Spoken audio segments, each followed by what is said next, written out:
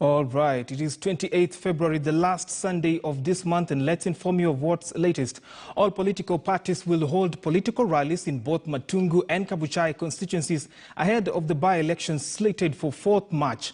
Candidates are rushing to utilize the last 2 days before the campaigning period closes on Monday. In Matungu, UDA will host a rally at the same venue ODM leader Raila Odinga hosted a meeting on Saturday, as ANC and ODM will stage their rallies in different areas. The situation is similar to Kabuchai, where Ford Kenya rallies will be led by party leader Moses Masika Wetangula, and UDA will also campaign for their candidate. KTN News' Willie Lusige joins us live from Matungu. Lusige, what's the latest on the ground?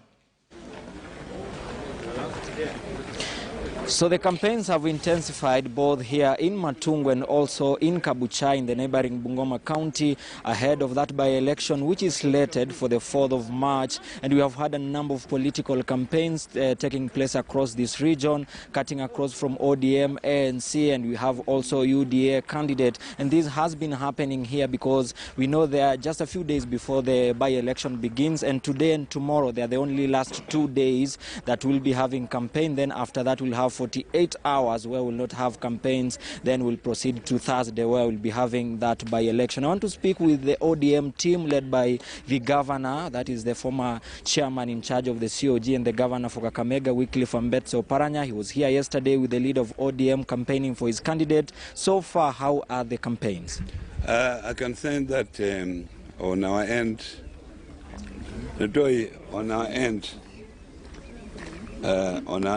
the campaigns have been very peaceful, apart from one instance when we went to a funeral some 2 weeks ago, and there was some fracas.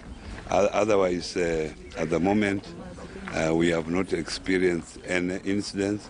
However, this morning I was told that some people who have opted to support us are being threatened in their houses.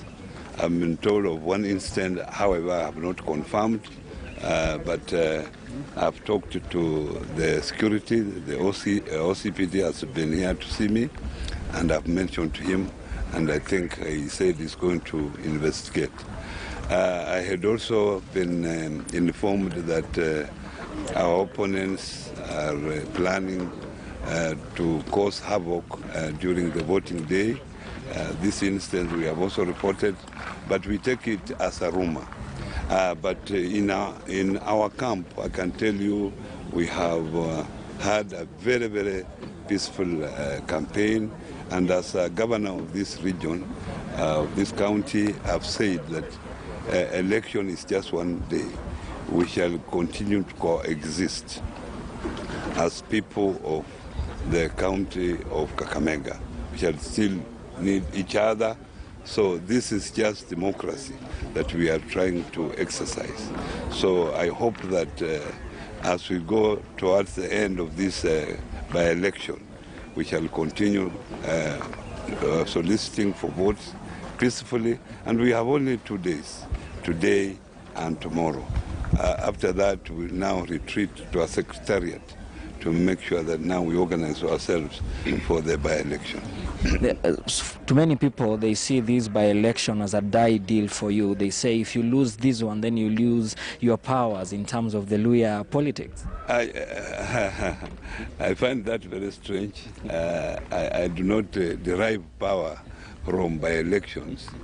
You know very well what I have done. Since I became MP, I've been a minister in this country. I've now been a governor for 2 terms. I've chaired various committees. I've been the chair of Council of Governors. And I don't think I have ever derived any power from a by-election. But anyway, what it means is that, I will strengthen my party, a party that I need to use for my presidential ambition. So I will obviously want to strengthen ODM in this region, the entire western region, so that this is a party of choice. We had our challenges because of the coalition that we had, but that's now passed. We are looking forward to 2022, and I hope that ODM will be the part of choice in the entire Western. Thank you. Because of time, I'll give a chance for you, David Were. You are the ODM candidate, and do you think you've done enough groundwork? Of course, as the governor said, we've done enough groundwork. We've covered the whole constituency, and we've held a very peaceful campaign. And I want to believe that come 5th of March, or 4th of March, we'll sail through. Yeah. Have you faced any challenges?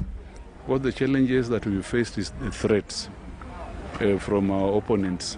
But otherwise, campaigns have been very peaceful. It's only the threats that our competitors are giving to our supporters. Campaigns and politics is win or lose. Are you ready to win? If you win, of course, that is definitely a success for you. But if you lose, will you accept?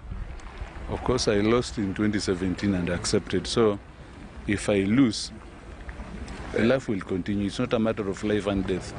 Yeah. So as long as our people remain united, I think that is the most important thing. Yeah. For 30 seconds, what do you have for the people of Matungu, kindly? The people of Matungu should remain united, because elections come and go, but the people of Matungu will remain there.